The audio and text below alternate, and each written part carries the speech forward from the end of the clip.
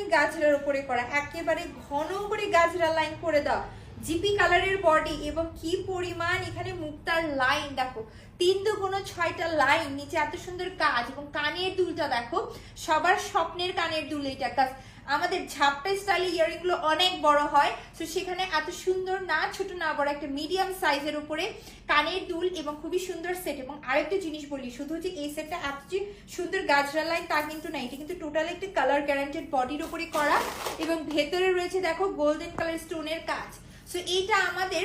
আলমারিয়াতে এমন কোনো শাড়ি নাই যেটার সাথে আমরা ইউজ করতে পারবো না,